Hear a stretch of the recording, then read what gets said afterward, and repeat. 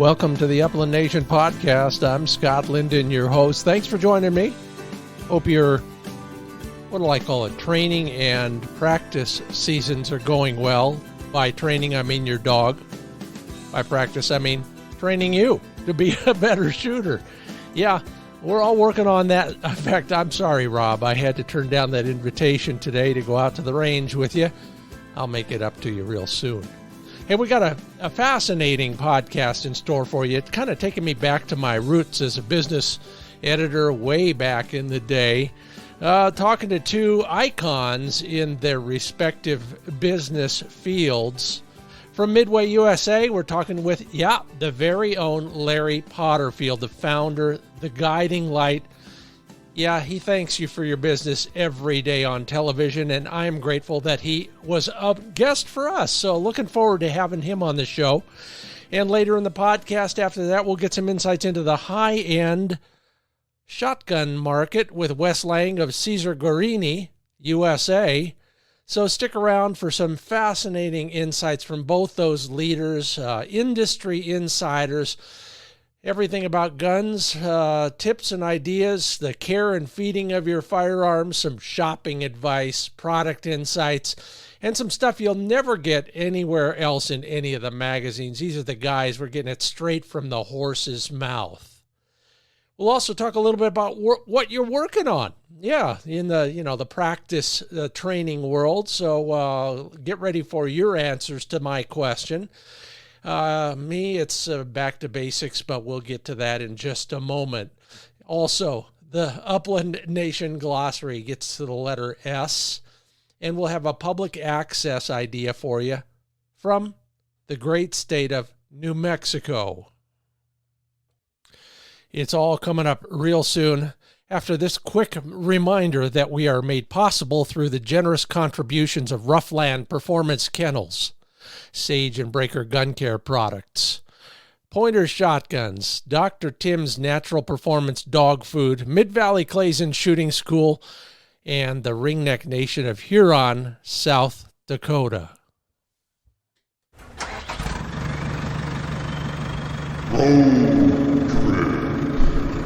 Well, it's not a secret. You saw it on an episode of Wing Shooting USA a while back. There's a lot of BLM land in New Mexico, and the stuff surrounding Deming, New Mexico is fascinating for a bunch of reasons. If you're looking to scratch off a couple quail species on your bucket list, you'll find scaled quail and Gambel's quail down there near the Florida mountains. It's a wilderness study area, so you got to park at the edge and walk in. But it's, remember when you used to play, we used to call it Big Army. We were the Army guys, not the little plastic things. Well, it's a little bit like that. You're hoping the dogs are going to find running birds, because that's what they do in that cactus, Ocotillo, and the desert arroyos out there. But if you can get your dogs on the ground in the right place, and then you do sort of a pincer movement, one group here, one group there, and you kind of squeeze together. That way the birds, as they run, will eventually, much like a pheasant hunt, will fly, and somebody will get a shot at them. It's kind of run and gun style, but it does work. Get out the BLM map around Deming, New Mexico. Look for the big yellow patches, particularly the Florida Mountains Wilderness Study area. Take a lot of water for you and the dog. Get an early start and watch for private property. Yeah, like I said, we're brought to you by all those great sponsors, and also, indulge me for a moment, we're talking about the Fur Feathers Friends event. Learn more about how and why you have a chance to show off your dog's skills to somebody else, a guest in the field, if you will. Newcomer, family member, old hunting buddy who's kind of hung up the shotgun, get him back into the field. I just gave away a hunt-ready strap vest to Steven Zirkle, so if you're up for some more prizes, just sign up and tell me you're going to take somebody this season at furfeathersfriends.com. And when you go, hopefully you're transporting your dog in a Roughland kennel. Learn all about the reasons more dogs ride in a Roughland kennel than any other performance kennel. These days with their new tooling, they are able to put handles on every kennel as part of the deal. Yeah, they are new and improved molds so that everything is precise. And don't worry, everything fits with the stuff you already have. Roughlandkennels.com is where you learn more about all the new tooling, all the new colors, and all the great accessories. Yeah, if you're traveling, put your dog in the kennel invented by rotomolding pros, the first rotomolded kennels, roughlandkennels.com.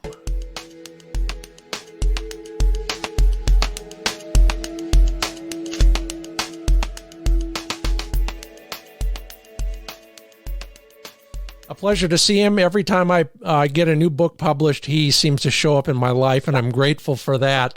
Larry Potterfield is the founder, the man behind the curtain at Midway USA. We'll go deep into that in a moment. But Larry, before we start with the other stuff, let's get down to the fun stuff. Tell me about your that hunting story you were sharing with me off mic. Yeah. Well, I'm a hunter, and I'm a bird hunter. I shot my first duck when I was 9, I think, my first quail when I was 13.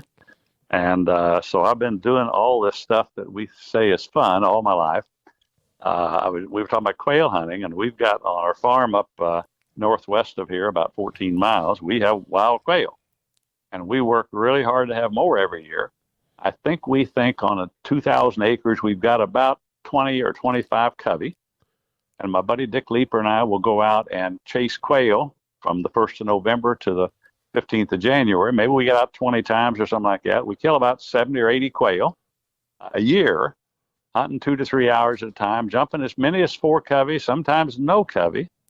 And you know how it is. Sometimes the covey gets up and both of you shoot and get nothing. Sometimes the covey gets up and you don't even get a shot. And then where do they go?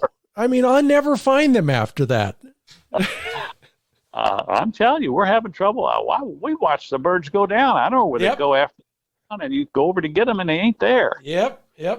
So anyway, I love quail hunting. I wish there was more of it, but I'm interested in all different types of bird shooting. So I've been to Argentina once already this year in March with my son and his family.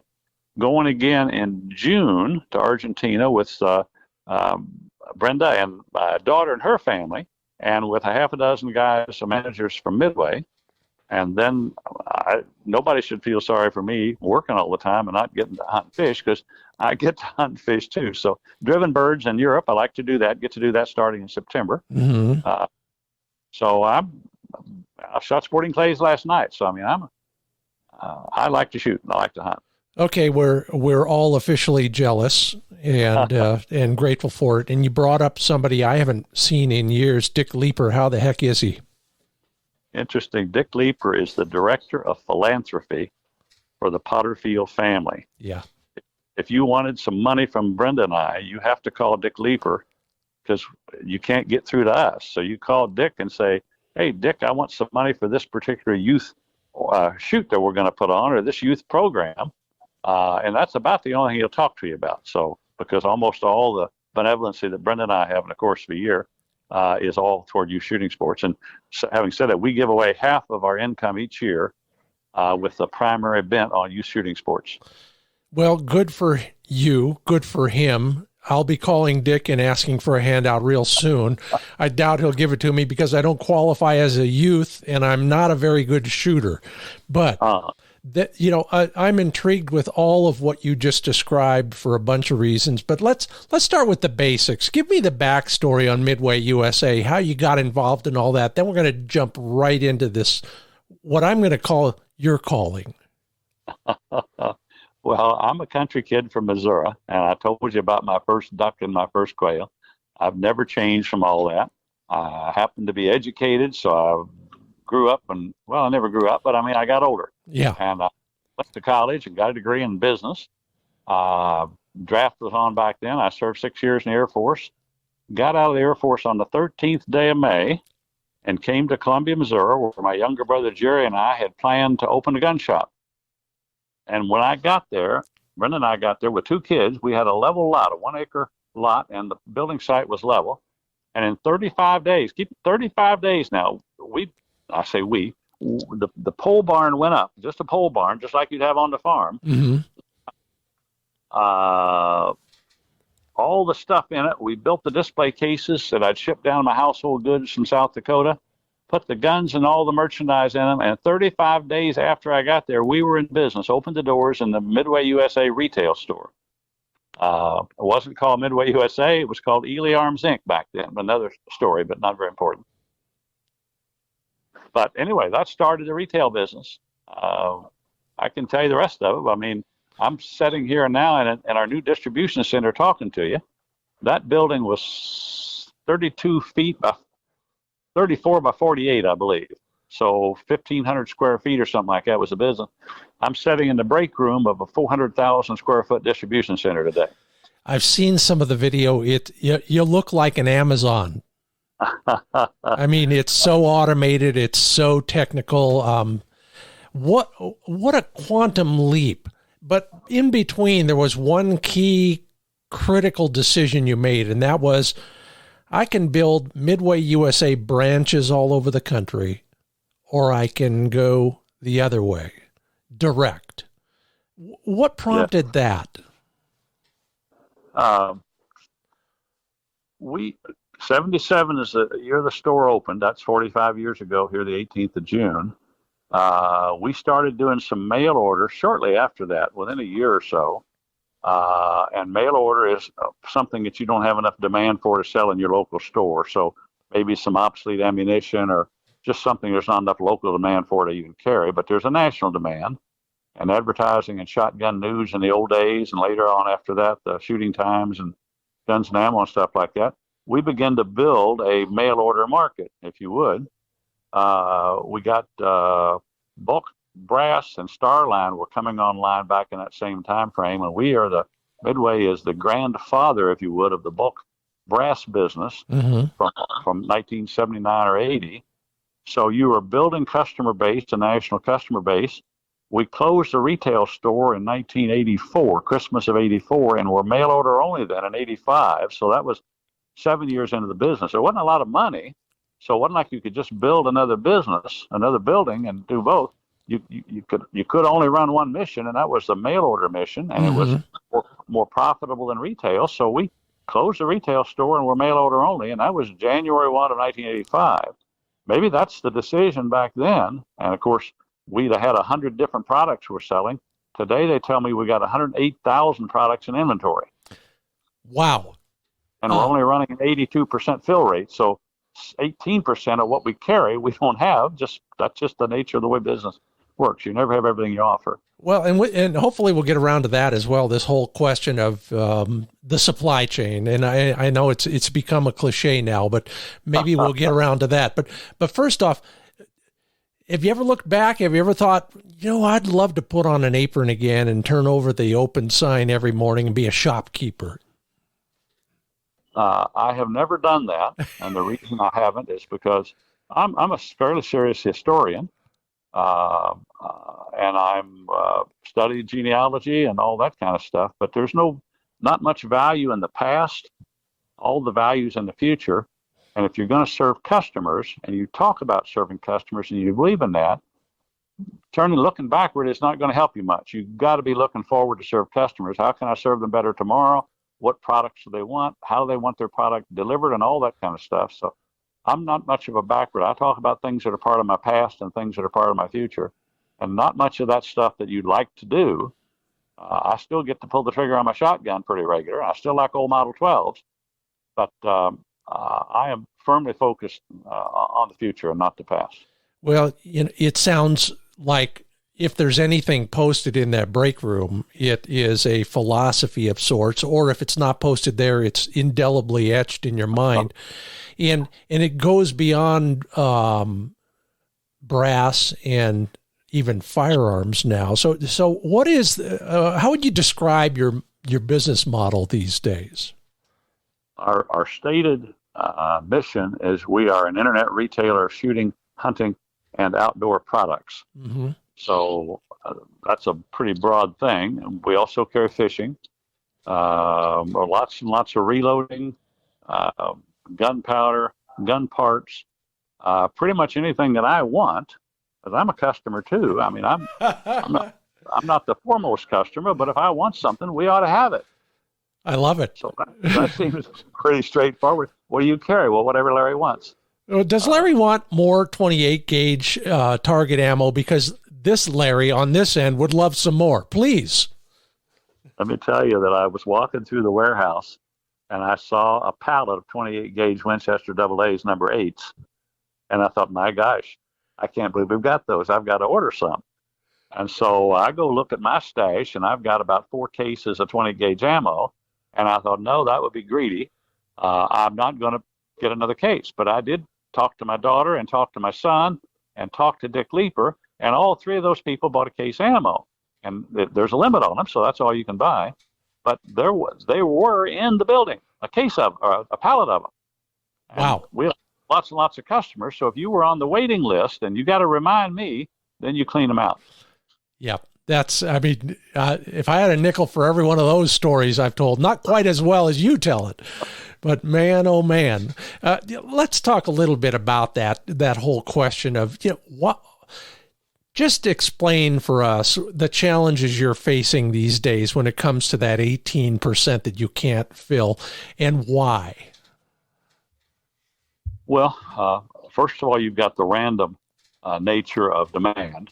So if I've got a product that I sell 5 of a month, then my whole ordering system is set up to sell 5 a month, plus a little bit of overage. So there's a safety stock there. Maybe it's 2. So you're set up that you're going to maybe be able to supply a demand of 7 or 8. Well, sometimes demand might be 10. Mm-hmm. If it is, then you're going to not have it. And then the manufacturer is set up to deliver stuff, make stuff based on what their historical demand is. And sometimes that falls apart on them. So there's going to be just the standard variability of supply and demand that impacts a little bit of it. I would guess that's about 15%, 12%, something like that.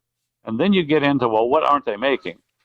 And you know what they aren't making. They're not making the more scarce ammunition, the popular ammunition. It's not that they're making, well, they aren't making the scarce stuff because they have to shut down a machine that's making popular stuff in order to make stuff. They have to retool it. Well, they're not going to do that. So 380 ammo is made on the same machine that 9mm is. If they can sell every round of 9mm that they can make, they just don't retool it. Takes a day and make 380. So we don't get 380. 303 British will be the same way. Same machine that makes 30-06. Same equipment. So that's the reason you don't get the less popular stuff. 28 gauge would be one of those things, and 410, probably the worst. So the popular stuff comes in every day, and we ship some every day, but there's more demand than there is supply. The non-popular stuff that we also want doesn't come in very often. And it goes out the door, of course, as soon as it comes in, like everything else does. So we get product. We get lots of product, but the demand is still twice what the supply is for most of the scarce stuff. Can you give me any hope at all? Is there a light somewhere way down at the end of a very long tunnel? Scott, when you and I change our mind and quit buying 2 cases instead of 1, and the whole world does the same thing, then there'll be plenty of ammo. But as long as you and I think, gee, I'm going to buy 2 cases, the companies can't make 2 cases. They can only make 1. I mean, they were running at 85% of capacity, and we want twice as much. And they said, well, we can't make twice as much. We can only make 15% more. So nobody knows what's going to happen as we get into these midterm elections. If it looks like that the Democrats are going to gain seats there and we're going to lose guns and ammo, well, guess what's going to happen to the demand? If it gets pretty logical in June or July, hey, the Democrats are going to lose big, therefore you can keep your guns, well, then the demand will slow down. So the midterms are going to be important on whether this availability continues or whether it slows down. There you go. Well, enough politics. I quit that business a long time ago on purpose. Let's talk about the fun stuff. You number one, love your videos. Number 2, am intrigued with your gun care knowledge and insights, and we're going to talk later about that for a moment. But I want to talk now about something near and dear to my heart. I've always been involved in youth activities in one way or another, from Boy Scouts to Little League. Not just playing, doing work in those areas. You have chosen as one of your missions, youth shooting, and I want to know why and how this is all manifesting itself through Midway USA and midwayusa.com. And by the way, everybody, you're listening to the Upland Nation podcast. I'm Scott Linden. That's Larry Potterfield. He is Mr. Midway USA. So you want me to answer the question now? Yes, thank you. I almost forgot the question. Why are you doing the youth thing? Let me go back. It was about 1992. So we started in 77, 87, 15 years in business, and we had enough money that we were able to start giving some back. So in 15 years, you're working your butt off. You never have any money. It all goes back into the business. But by 1992, we were able to start giving away some money. Our very first donations then started then, and it wasn't a lot of money. I mean, a lot to some people, but relatively speaking, not a whole bunch of money. That continued to grow all the way through the 90s and into 2000. It was 2008 then, and the business continues to be successful and is generating more money. We can give more money away. And so we started thinking much, much bigger there. And we decided that the number one thing in the industry and the whole world that there was a shortfall on that was probably never going to be addressed was youth shooting sports. And we said specifically focused on schools. So when will there be public money for the local high school or whatever public or private it would be for the local college? When would there ever be that money for that sport so that a kid could go to school and shoot, trap, or skeet or sporting clays the same as they play sports, conventional sports? And we thought, well, it's never going to happen. Well, why don't we then develop the capability that we could help communities raise money for their high school and college shooting teams, and we would manage it for them? So we went to two different major organizations in the industry and propositioned them to do it. They both told us no. And so at that time, in 2008, we created the Midway USA Foundation, whose sole mission is to help communities raise money for high school and college shooting sports. Now, we fund that a lot, but it's still a public charity. It's not a private charity, it's a public charity. And when Brenda and I have money to give away, we're a lot of times giving it to those people, to that organization. So we put a database together that's got every high school and college shooting team in the world in it. There's 2,800 of them. Today, I believe, and keep in mind that's been 14 years ago, there are 2,800 teams in America that have money in the Midway USA Foundation, endowed money. They can never get the money. Every year they get 5% of it forever. So we help them raise money. We will provide them with a gift or something that they can put a raffle together, raise some money for this year's activities, and also put some money into the Midway USA Foundation that we manage for them. I say we manage. We have an investment group. The board of directors does all that. Goldman Sachs is the company that manages a very substantial amount of money today. I think $250 million, Scott. I mean, the second largest foundation in the industry. I believe the civilian marksmanship program is first. But all that money is endowed. Every year, 5% of it goes to those schools for whatever shooting activities they want. You know what I love most about this concept is, number one, you are providing, in effect, seed money that also turns into incentives for others to spread their fundraising tentacles farther and wider. We do all that because all of it is exactly what you need to do, not just one thing. But here's the institution that manages the accounts and manages the money so that nobody needs to worry about that. Here's the fundraising items that they can get from us and raise the money. We even help print tickets for them. And then here's the grant request. It's online. It's just MidwayUSAFoundation.com. That you can go onto and fill out a grant request. And I mean, it's amazing. There's a dozen people that work there today. It's exactly what we would want it to be. It's growing a lot every year. Like to have $1 billion in it when Brenda and I retire. Don't have any idea what would go from there, but $1 billion, that's a lot of money. And 5% of that every year goes out to these teams so they can shoot. And next year it's there, and next year it's there, and every year forever, that money's there. What is, on a personal standpoint, what has been the most gratifying part of that activity? Brenda and I go to several shoots through the course of the year. Mm-hmm. The national shoot is in Ohio, I believe. Usually, yeah. And 1,500, 2,000 kids there, all kinds of parents there.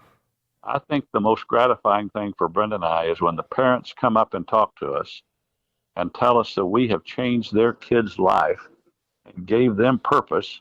They were in high school. It's almost always high school parents. They're not sports kids. They're just kids, Mm-hmm. and there's nothing particular that keeps them going because they're not playing any of the sports. And here they can be a shooter, and they become a shooter, and it changes their life. That would be the most gratifying. It's not like you get 1,000 of those a day or anything like that, but regularly at those events, the parents come up to us and tell us how it's been a positive life-changing event for their kids. I've heard the story, not as frequently as you, and certainly not as deservedly as you and Brenda, but it is absolutely true. That kind of access, if you will, it can change a kid's trajectory. I've seen it happen. Yes, unquestionably. And second most is we are just now having some of the students who have gone through the program that have drawn money out of the Midway USA Foundation account for their high school or college shooting team are now, some of those are shooting in the Olympics and winning in the Olympics. So that was never really a goal, that we wanted to increase Olympic participation and Olympic gold medals.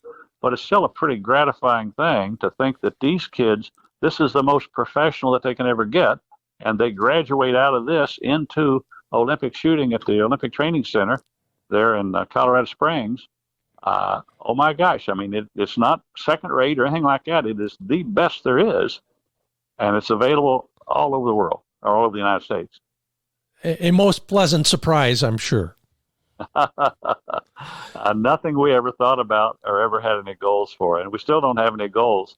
I have somewhere along the line tracked how many shooting medals that the U.S. teams have gotten in the Olympics through the years, and just as an awareness several years ago, but that will continue to grow in all the events in the Olympics to some extent because, well, the only thing the foundation has is money, but all the workers out in the field that are helping the kids shoot, that's not us. All we do is send them their grants when they ask for grant money. Mm-hmm. And it's all the volunteers out in the field that are doing that. So we feel very blessed to be partnered up with those people that are helping the kids shoot. I love it. If you want to learn more about that aspect of this operation, MidwayUSAFoundation.com. Is that right, Larry? Yes, sir. Okay, there you go. Now, most of us know you as a guy who's always fiddling on TV with gunsmithing stuff. And I get it. And I'm learning to do more and more of that just for fun. But if you had to talk to a passionate, active, avid audience of bird hunting shotgun shooters, what's the one most critical aspect of gun care that you would suggest we pay more attention to? I don't think gun care I would want to talk about. I want to talk about shooting more birds and killing more birds, hitting more birds. And so I would say, well, clean your gun when you finish, but frankly, unless it's a Remington 1100 or a gas gun or something like that you have to keep clean to get it to shoot. Almost always, when we pick up our side-by-side or rolling our shotgun, it's going to shoot. But the question is, can you hit anything with it? So well, I'm going to change your question. All right. For the record, I'm not going to hit anything. But for the rest of you, Larry Potterfield has a tip. Well, there's three really, really, really important things in a shotgun, or four, that we just don't pay enough attention to. We buy a gun and we shoot it. You're not going to be able to afford a custom fitted gun, likely. That's probably the least important of them. But you got to have the right choke.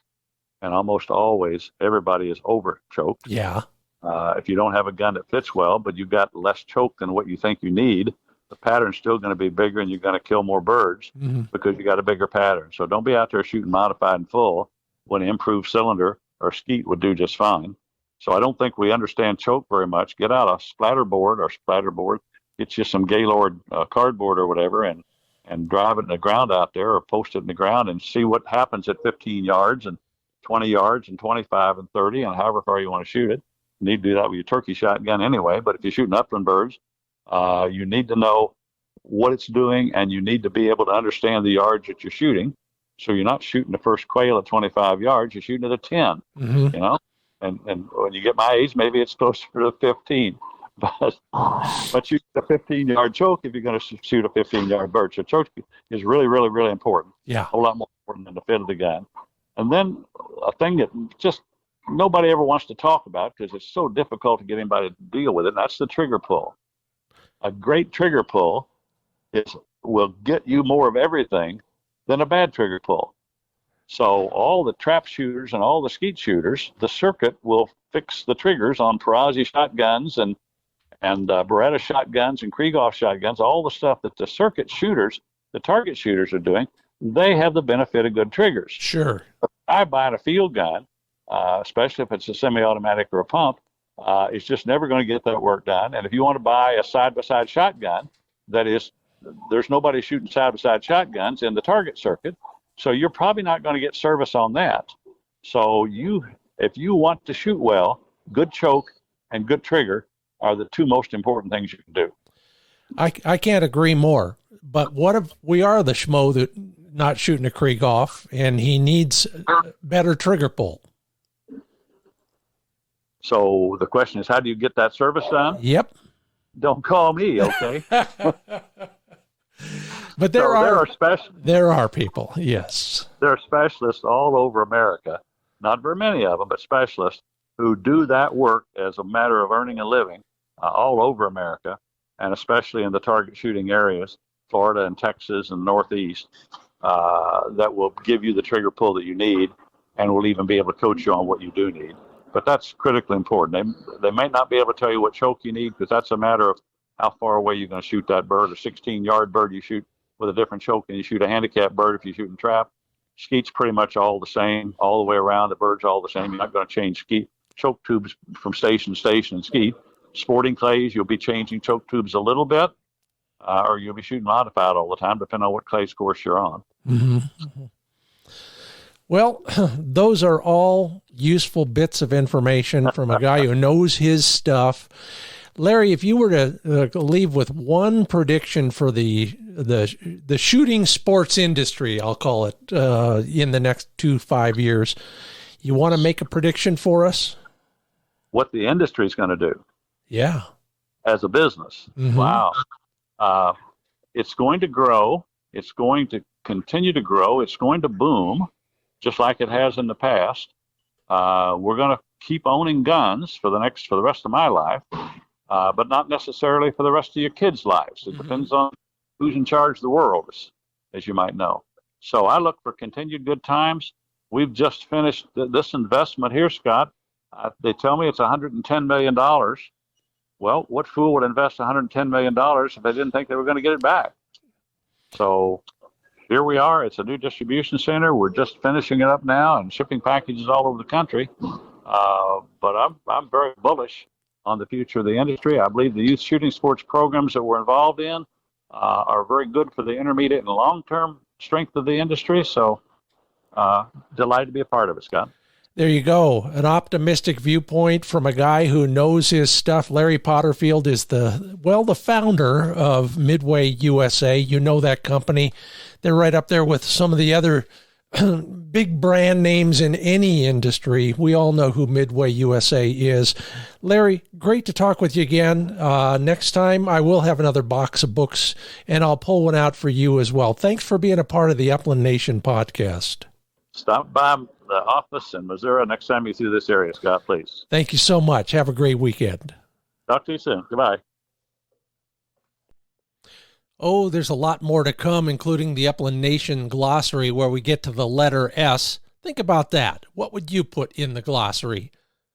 And we'll have industry insider Wes Lang of Caesar Guerini, USA, talking about I'll call it the upper end of the shotgun market and some of the things you may or may not know. and some insights that you'll not find anywhere but right here on the Upland Nation podcast. We're brought to you in part by sageandbreaker.com. Always free shipping. Did you miss the Father's Day sale? Oh boy. Well, don't do that again. Sign up for the mailing list at sageandbreaker.com and you won't miss any more of the sales. You'll get advance notice and even some notices when new products come down the line. You'll hear about it before everybody else. No more missed Father's Day sales. Maybe something for the next gift-giving opportunity. It's all at sageandbreaker.com. Always free shipping. Write this down or type this down or memorize it. legacysports.com/pointer. Yeah, Pointer shotguns are available only through Legacy Sports and their distribution network. Includes most of the big boxes and a whole bunch of independent firearms retailers around the world. Find out more about where those dealers are located at legacysports.com and then learn all about the Pointer line by putting a slash after that and looking up Pointer on their website. They call them a work of art at a price that's a thing of beauty. I cannot say it better. The fit and finish is just outstanding, and the price can't be beat. Take a look at their whole line from semi-automatics to over and unders with all those Cerakoted finishes in various colors. Learn more at legacysports.com/pointer.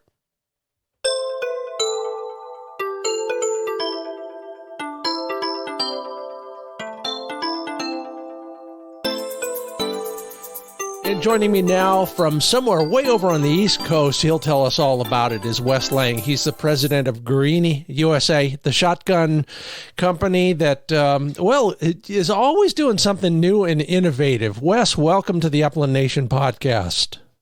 Thank you for having me, Scott. You know, we see each other about every third year at something like the SHOT Show, and that's about it. So tell me, what's new at Guerini these days? Well, in the product line at Guerini is our new Invictus 9, which uses that winged forend or boss style forend, and now for a target version, so it's on the Invictus frame, the 1,000,000 round guaranteed heavy duty target frame.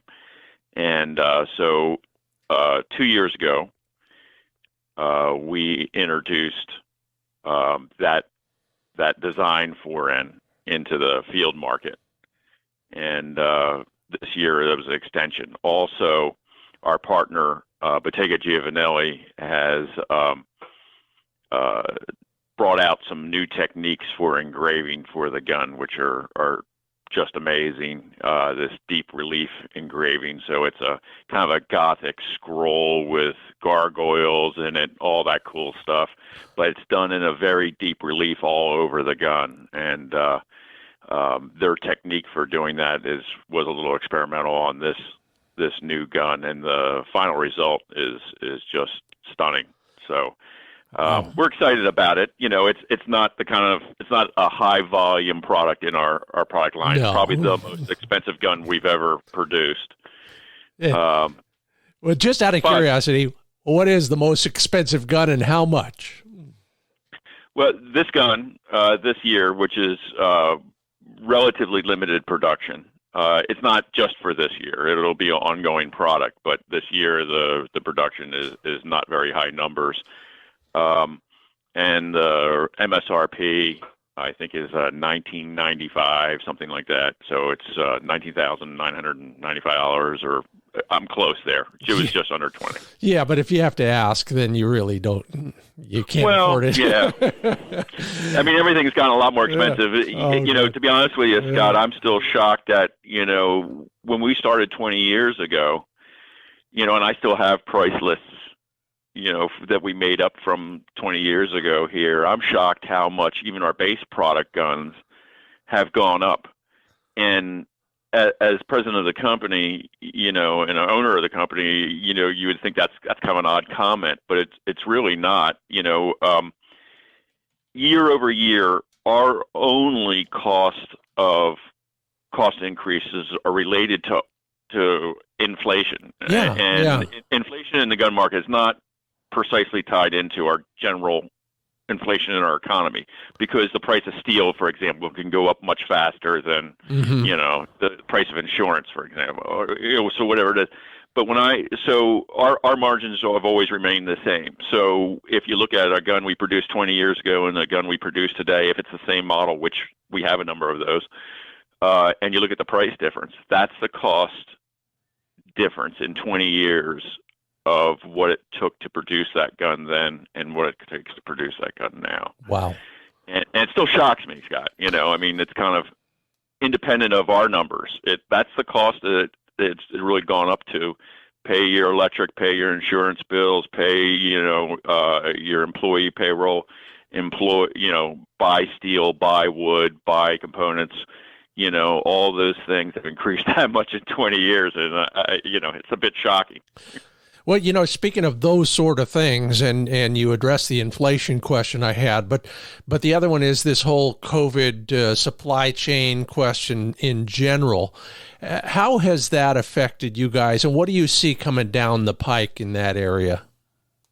Well, the supply chain thing. Well, there's a number of different obstacles there, but let's relate it specifically to the COVID issue, and the end result is we didn't falter at all through that process, really. There was a little bit of delay because we had to switch from flying product to the U.S. to shipping it to the U.S., and that would delay us around 20 days, 30 days. But amazingly enough, we kept the factories running all but like 3 days. We were mandated to shut down. And we were able to keep production rolling. There were some delays in production, but within the full year, in 21 and 22, we produced more product than we've ever have. Wow! And we've got it over. I mean, it's the challenge is all internal. There are a lot of people that make the assumption that at Guerini we are having supply problems. The supply problem, it's not a supply problem. We have a demand problem at this time because the market's been so hot that our products are just sold out. And so dealers or consumers will call up and say, when can I get, a basic model like a Summit Sporting? And we tell them it's November or December. It's because it's sold out through then. And we're making more this year than ever. Tough problem to have. I wish I had the same one, but good for you. Oh, sorry. Go ahead. But it is a problem. Yeah. Because we want to give customers what they want, and it is a temporary, situation. Markets go up and down. Next year we could have this conversation, and it could be the opposite one. Boy, we're struggling to sell, every unit we can get out there. We're working, triple time to get that done, and so you take the good times knowing there's going to be some bad ones. Sure. But, we just work through those issues, and I hate going back to that. I hate telling a customer, "I'm sorry, but we can't get you a gun until this point in time." That is an issue. Yeah, I understand, and I wish, like I said, I wish I could say that more often. You are, I'm going to say, unique. There's two camps when it comes to gun companies. There's the camps that are run by people who are passionate about shooting and hunting and targets and all of that. And you're in that category. You're still an active shooter. You're a champion in many ways on the sporting clays range. And then there's the other companies that are now being gobbled up by holding companies and investment bankers and hedge funds and all of that, and run by bean counters or MBAs. What is it about the shooting sports that keeps you in this industry? Well, for me, it's a passion, and I love the people. I love the sport. I love, the outdoors. I love the competitive end of it. I love it as much as any of my customers love it. And I'm here doing this because I had an epiphany at one point in time when I was young, just got done getting a degree in marketing and really didn't know what that, to really do with it that much, like a lot of kids, lack of really precise direction. And I realized that I got really into all kinds of things, like, whatever sport or hobby it was. And I'd become, I would say borderline obsessed about it, just learning and figuring it out and the challenges of it. And I realized at the same time, when, for example, I'm not good at accounting, that's not my forte, but when I tried to do accounting, it was a Herculean effort to get, a decent grade in there because I hated it. So it didn't take long for me to realize that if I could do something that I love doing, that I'm already passionate about, I have my best chance for success. Mm-hmm. And if you can combine, what you're passionate and love to do with what your career is, I think that's the ultimate goal.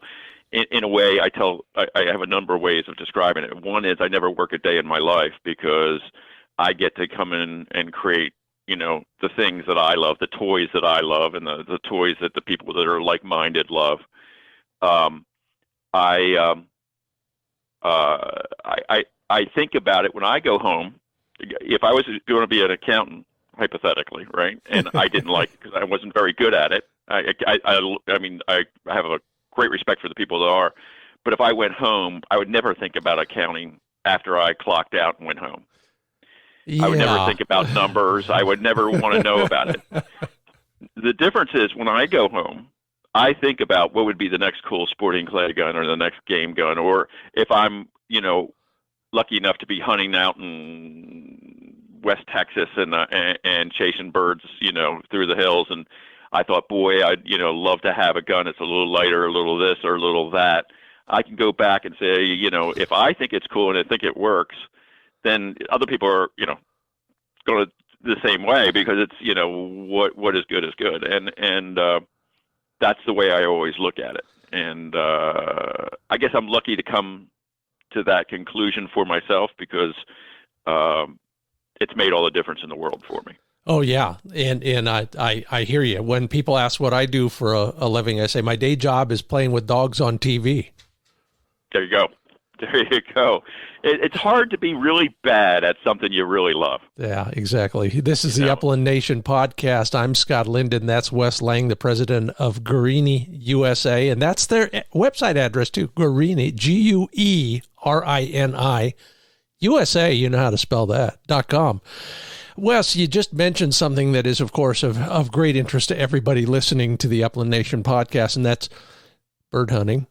If you had to nail it down to one place and one species, where would you be? Oh, that's a great question. For me, it's probably New England in somewhere in one of the traditional covers for grouse, and for no logical reason these days, because the hunting is very, very hard. It's difficult. There's, the populations are down, and, but I would tell you it's where my heart's at, because I did it when I have memories of doing it many years. And I'm not from that area, but doing it with friends up there, doing it with my father. And so it's kind of where my heart is at. Now, as a quality of hunt, there could be a lot better had in a lot of other places, and I love them all. Whether it's the Dakotas, I have great memories with a lot of my buddies, hunting through the Dakotas, whether it's Texas or Georgia on a traditional quail hunt. Mm-hmm. All of those things are fantastic. There's not a bad one in the bunch. I think at the end of the day, for most of us as bird hunters, it comes down to, the whole experience and how it left you feeling about it. It could be the surroundings, could be who is with you. It's the whole experience. Plus dogs. Of course.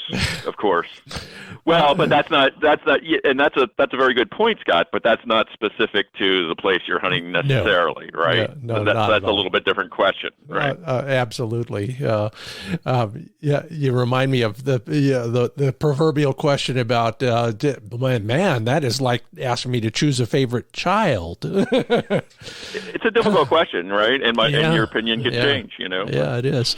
I want to get back to this because we're talking to bird hunters here, and you mentioned that new forend on that gun that I'm intrigued by. What's the point in changing a forend? So that relates to the forend iron. And, okay. And, all right. So the forend iron is extends upwards along the edge of the barrel. If anyone wants to look it up, you can look up that style of gun. We have a gun called the Revenant, which was a round body, side plated with and tremendously successful for us the last 2 years with that forend on there. So they can look at the Revenant, they can look at this new Invictus 9, which is going to have the same forend iron on there. And the reality of it is, like a number of things we do to a double gun, is that essentially it has no necessary function. Kind of like side plates don't have a necessary function, right? Oh yeah. But neither does engraving. Neither does engraving. Neither does if it's maybe a little bit. It's probably a little played out, but the phrase a combination of art and function. Mm-hmm. You can phrase that a number of different ways. Everyone likes to use that tagline, but when it comes down to styles of guns, double guns for sure are the closest thing you can get to that concept of art and function. And we put as much passion into the aesthetics as we do into the engineering. There's more time it goes into engineering. Engineering is a different discipline. Create durability, reliability, precision. It's a different discipline, and it's probably the foundation of what you build a great gun on. But the aesthetics, which the Italians are known to be very good at, that end of it, are something that is what makes it special, which is what makes a double gun different. And the fact that we have, for example, if you took wood away from a double gun, it would change the experience immediately, because everyone would be, cookie cutter, same as the next one. If I look at 10 of my guns of the exact same model and barrel length, the same skew, 10 of them, line them all up, they all have 10 different personalities, because of the wood. That it is not true, but one wants to think that to a great degree that is the joy of an Italian gun. They do they have a personality per se, and it's unique to the company or unique to the model. Talking to bird hunters here, I carry guns that I don't feel bad about falling off a cliff with. But you make some fine field guns, starting at 4,500 or roughly that up to, I'm afraid to guess what the top end is. Make an argument for a $7,000 hunting gun. Well, 20 years ago, as we talked about, Scott, I'd be hard pressed to tell you, but and this, listen, I feel like everyone else does. It seems like a lot of money. Today, it's not as bad as that used to be. I would make that point. I would never have imagined that. But I think that when it comes to first, there's a few thoughts about that as it relates to double guns and new double guns. So new production double guns, not secondhand guns. Yeah.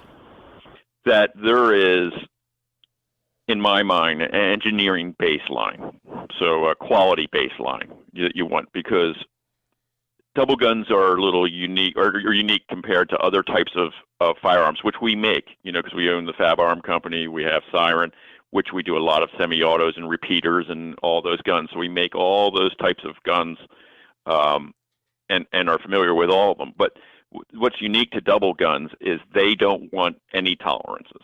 So the tighter, the better, and generally in most of the tolerances. So it has to be very, very precision, where a repeater has to be, you have to have much more open tolerances to have it function well, right? So it's a less demanding product to manufacture by far. That's why, hence, they're less expensive. So having said that, between the metallurgy, the engineering, the demanding, how demanding a double gun is to produce, there is a baseline where I would tell a close friend that if you can't afford up to this price level, and that's not necessarily our bottom price line. I mean, there's other good, very good guns you can probably have for a little less money. If you can't afford that, go with a repeater, but don't go with a lower priced double gun, because you'll have something that's infinitely less reliable than a top of the line repeater, semi-auto, for example. Or more to the point, if you can't afford the baseline kind of well-engineered double gun, then my recommendation to, my cousin would be to find a real nice, clean used gun. Before you invest in a low grade or lower production quality, because it'll cause you, first of all, you won't get service. Parts will be, and you're going to need parts. So, do you know what I'm saying? And that's the advice I would give it. Yeah. Yep. And so, because it's the main, listen, if you never use it and you go out and take it hunting, once or twice a year, and it just kind of wanted to get it because you thought it was interesting, there's nothing wrong with that, I guess. But if you're going to use it and you want it to become an heirloom, and you not only want to use it the rest of your life, but you want your children to use it and their children to use it, then you need to have, a certain level of quality be in the product. And there is, only so cheap you can make a gun of that quality. And, I would tell you that, we're not far off that baseline at the bottom of our production level. I think, and I don't want to confuse issues, but on the Fab Arms side, I think we're very, very, very close to that as far as what you can get into for a real good quality gun that'll last you for a very long time. We obviously kind of fit, Scott, a little bit between the very, very basic product and like handmade or semi-handmade products, or, small companies that make very high-end stuff. We've always kind of slotted in between. And so, we start from what is our base gun, which is still a very nice gun.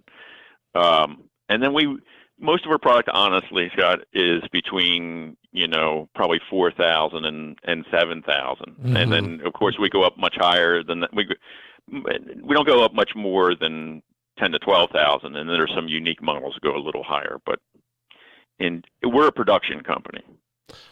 And the difference in a production company is that when we make a new product like the Invictus 9 that is absolutely, has the features of the finest guns in the world on this particular product, and the fit and finish is fantastic and all that, it is not done one at a time with hands and files. In other words, we've set it up, we have industrialized the production of that gun.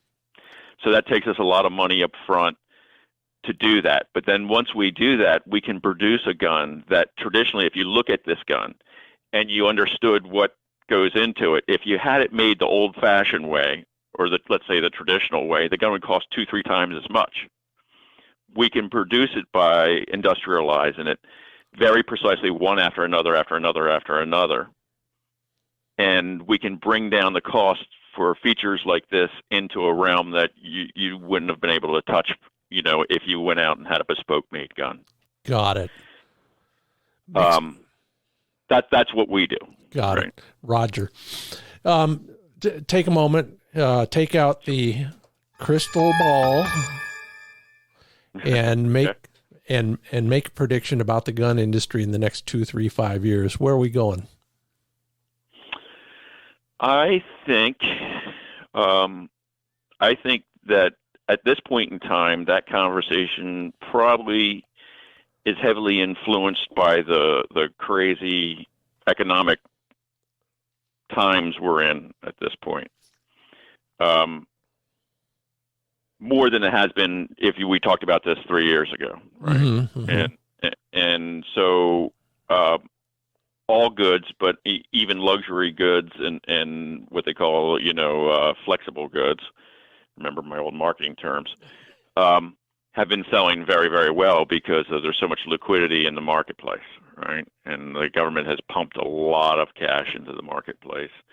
People have also, during the same 2-year period, have, due to being restricted in travel and places to go, have put a more of a focus on a lot of the outdoor activities, whether it be boating, skiing, hunting, target shooting. These are all things you could kind of gravitate towards when you weren't allowed to fly to, the island to go to a vacation or whatever your choice was. So we've seen an uptick, I think, that was ironically caused by COVID, with more people pouring in. And, you can talk to the guys out in the western states and they'll tell you, and look at the statistics, the application for permits are way, way up, like crazy. Sure. And so you have that effect where people are really, and I think it's great, a little bit of a renaissance of getting back outdoors a little bit. And then combined with all this liquidity in the market and people having that ability to be able to buy some of the things they've wanted in the past but couldn't afford, we have an overly exuberant marketplace at this point in time. And I think at some point here, as the economy starts to slow down, and I hope, like everyone else does, it's a slow kind of landing, soft landing that we're going to have, that the market will return back to some kind of normalization. What will end up happening is you'll see when you start to see that pinch and that contraction in our marketplace, which I've seen a number of times, you'll see certain guns that were imported here stop being imported here. You'll see a lot of marketing being cut back. You'll see a lack of new introductions of products happen to some degree, but there'll be plenty of product in the marketplace for sure, and it's a great opportunity to buy in that kind of market because you're more likely to get a deal. That is insightful and useful. And I hope everybody remembers that as they go about their shopping business, if you will. I can't leave you without asking one question. One of our highest priorities as bird hunters is to shoot better. You already do. If you had to leave us with one bit of shooting advice for the field, what would it be, Wes Lang? That's a good question.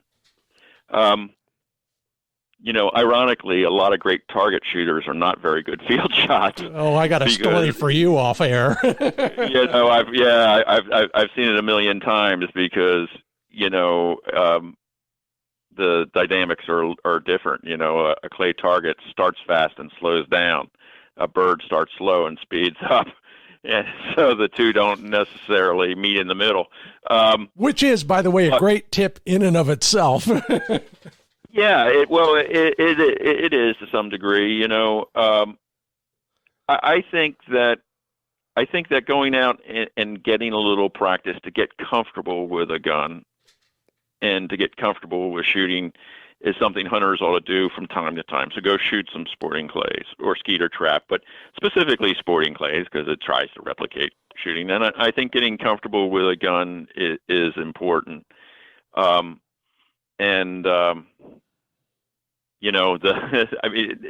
It's so instinctive, I feel, when we're bird shooting, that when you try to apply a lot of don't forget to lead the target, silly stuff like that, to bird shooting, that it doesn't really apply generally, because when you're startled by a bird flushing, not a point, but you just walk up on a bird and you flush the bird and it catches you by surprise. Nobody thinks that I need to, swing through this bird or pull away from this bird and lead it by X amount. It's all an instinctive hand-eye coordination. And it's like if I walk up to you and pull a rubber ball out of my pocket and toss at you real quick. Your hand comes up, you grab it. There was no conscious thought. And I feel like bird hunting is very similar. And therefore, giving you any specific instructions like I would a target shooter, sometimes counterproductive. But I would say, two things that I tell my friends. One is don't be afraid to pull the trigger. Because if you're not shooting, you're not going to hit birds. Right. People will hesitate and wonder and second guess. But you have to learn. You always, safety is absolutely first. But let your ego go. If you're going to miss both shots or all three shots, you take 3 shots. I mean, you might miss. Well, you might miss, but if you don't take any shots, you're definitely not going to hit that bird. So I love it. Yeah, it's like fly fishing. I used to instruct fly fishing to large groups, and I'd say you can't catch any fish with all those false casts in the air. That's right. And so don't be afraid to pull the trigger, and keep both eyes open and focused on the target, and that's about all. I think all you can do. Well, whether it's business or hunting, focusing on the target is important, and you are clearly doing both. Wes Lang is the president of Guerini USA. You learn more about them at gueriniusa.com. Hey, been fun. This is, I think, the longest conversation we've ever had without 68,000 other people in the room with us. So I appreciate that as well. And good luck, and looking forward to more exciting things coming out of you guys. And thanks for being a part of the Upland Nation podcast. Well, thank you for having me, Scott. I really appreciate it. We still have your questions and my answers from the Facebook page on what you're training for these days. And the Upland Nation Glossary gets to the letter S right after a quick message. All right, 2 messages. First, from our friends at Huron, South Dakota. The Ringneck Nation is what they call themselves, and I understand why. More birds than people. 124,000 acres of public access within an hour's drive of downtown Huron, South Dakota. Take a look at the maps, get the hunting atlas, get all sorts of discounts, information, maps. I said maps twice because it's important to me and probably to you. It's all available at hunthuronsd.com. And if you want to be a better shooter when you get there, consider midvalleyclays.com. You can book yourself a lesson with one of the many shooting instructors there, depending on what you're shooting at and why. They'll have an instructor that will meet your needs. Go on over sometime if you're in Western Oregon. And if you're shopping for a shotgun or apparel, they have some of the harder to find stuff in some of the harder to find sizes, gauges, whatever you're looking for. midvalleyclays.com, including After Hours Wednesday. If you're in Western Oregon looking for a place to shoot after work on a Wednesday, just call ahead. They'll stay as late as the last shooter wants to stay. They've got lights. See you at midvalleyclays.com.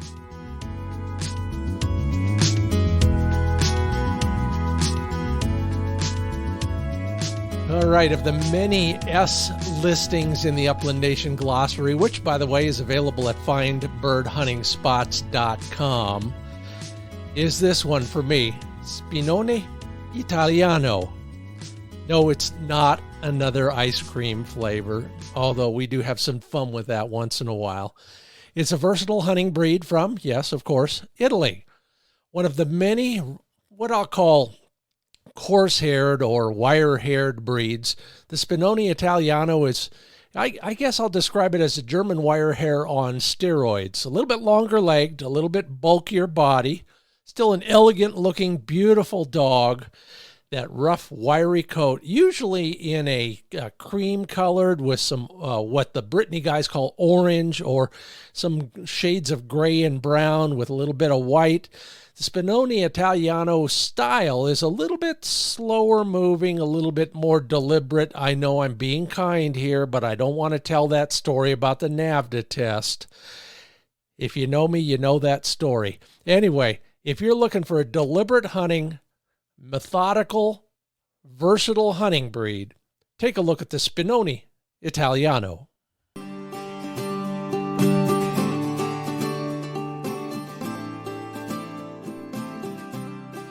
And whether you're hunting with a Spinone or a Brittany or anybody else out there in the bird dog world, we're all working on the same thing this time of year. For me, it's stop to flush. Going back to basics on this one because, well, Flick is getting a little bit casual in some of his approaches to some of his birds, and especially that steadiness after the flush and the fall. So that's on my training agenda for this week. How about yourself? Well, a little bit of everything. Paul Sternad says running long straight lines on blind retrieves with sitting on the whistle His goal, 1 of every 4 times. Okay, I might settle for the same thing with Flick. Jay Lawners, good luck, and I hope you recover soon. He's trying to get his fractured knee back into shape so he can start running the dog. Jake Takosik is getting his dog used to Rex Specs. He's sending along a picture of his dog bringing back a Dachshund dummy with goggles. Yeah, you've seen them before. You'll see them again. They're all over the place these days. And I tell you, I'm thinking seriously about them in cheatgrass country. Thanks for that. Bruce Olson is working hard on the duck search, and that is a lifelong goal for so many folks going to the NAVDA utility level. And Bruce, that is not a duck search. I can tell it's a nice dry field, and there's 1 dog pointing and 2 dogs backing.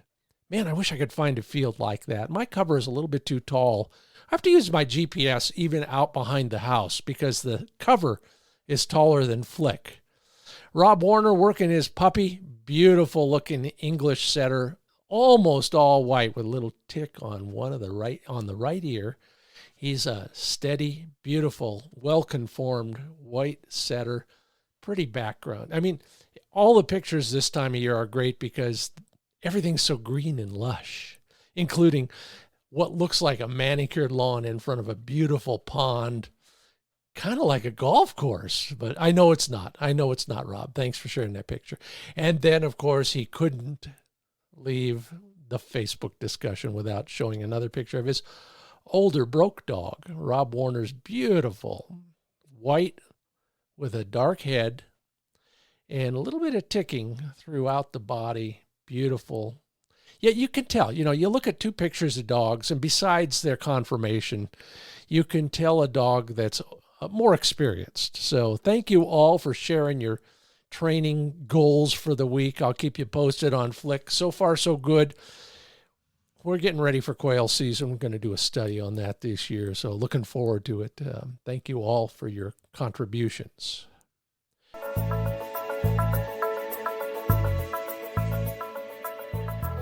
And speaking of training, have you signed up yet for the Ronnie Smith seminar? Foundation level seminar at Highland Hills Ranch, August 27th through 28th. That's in Northeast Oregon. So if you're going to be in that country about then, learn more about Ronnie's seminar. I've been once. I'm going back just to get caught up with Ronnie more than anything else, but I'm looking forward to learning. I always learn something when I hang around with that guy. Get more information and register online at RonnieSmithKennels.com. And with that, I will thank number 1, all of our great sponsors from Roughland Performance Kennels to Sage and Breaker to Pointer Shotguns, Mid-Valley Clays, and the Ringneck Nation of Huron, South Dakota. Thank you, Larry Potterfield of Midway USA and Wes Lang of Cesar Guerini for sharing your insights on the industry, helping us become better consumers. Thank you to all of the folks who comment at social platforms when I ask questions. I learn something every time I read those, and I read them all. And particularly thank you to those who left ratings and reviews. They go a long way towards getting other people involved in the Upland Nation. So take a moment the next time you're over there at Apple Podcasts and give us a review. Hopefully a good one. Particularly, though, I want to thank all of you who've stuck with us. We're going on 2 years here. I'm so grateful for your support. If you're a listener, and you are, or you wouldn't be hearing this, thank you so much. Be safe. Hope to see you in the training field.